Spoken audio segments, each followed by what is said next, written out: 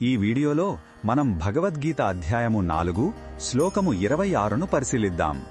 జ్ఞానయోగంలో భాగంగా శ్రీకృష్ణుడు యజ్ఞమంటే కేవలం అగ్నిలో వస్తువులు వేయడమే కాదని అది అనేక రూపాల్లో ఉంటుందని వివరిస్తున్నాడు. ఈ శ్లోకంలో ఇంద్రియ నిగ్రహానికి సంబంధించిన 2 రకాల యజ్ఞాల గురించి ఆయన తెలియజేస్తున్నారు. మొదటగా ఈ పవిత్ర శ్లోకాన్ని భక్తితో విందాం.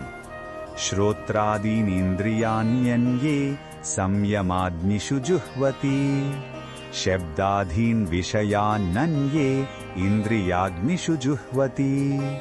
ఈ శ్లోకమర్థమేమిటంటే ఇక్కడ 2 రకాల సాధకుల గురించి కృష్ణుడు చెప్తున్నాడు. మొదట రకం వారు తమ ఇంద్రియాలైన చెవులు, కళ్ళు, చర్మం వంటి వాటిని సంయమనమనే అగ్నిలో యజ్ఞంలా అర్పిస్తారు. అంటే వారు తమ ఇంద్రియాలను పూర్తిగా అదుపులో ఉంచుకొని వాటిని బయటి విషయాల వైపు వెళ్లకుండా నిరోధిస్తారు. ఇది కఠినమైన తపస్సు లాంటిది. ఇక రెండవ రకం వారు శబ్దం, రూపం వంటి ఇంద్రియ విషయాలను ఇంద్రియాలు అనే అగ్నిలో యజ్ఞంగా అర్పిస్తారు. అంటే వారు ఇంద్రియాలతో విషయాలను గ్రహిస్తారు కాని వాటికి బానిసలు కారు.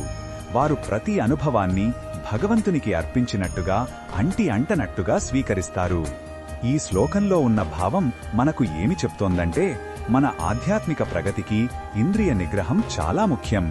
కొందరు పూర్తిగా ఇంద్రియాలను మూసివేసి అంతర్ముఖులవుతారు. మరికొందరు ప్రపంచంలో ఉంటూనే ప్రతి అనుభవాన్ని ఒక యజ్ఞంగా, ఒక పవిత్ర కార్యంగా మార్చుకుంటారు. రెండింటి లక్ష్యం ఒక్కటే, ఇంద్రియాల మీద పట్టు సాధించి మనసును నిర్మలంగా ఉంచుకోవడం. మనల్ని బంధించేది వస్తువులు కాదు, వాటిపై మనకున్న ఆసక్తే అని ఈ శ్లోకం గుర్తుచేస్తోంది. ఈ బోధనను మన దైనందిన జీవితంలో ఎలా ఉపయోగించుకోవచ్చు అంటే అనవసరమైన విషయాలు వినకుండా, చూడకుండా మన సమయాన్ని కాపాడుకోవడం మొదటి రకం యజ్ఞం. ఉదాహరణకు పనికిరాని వార్తల బదులు మంచి ప్రవచనం వినడం.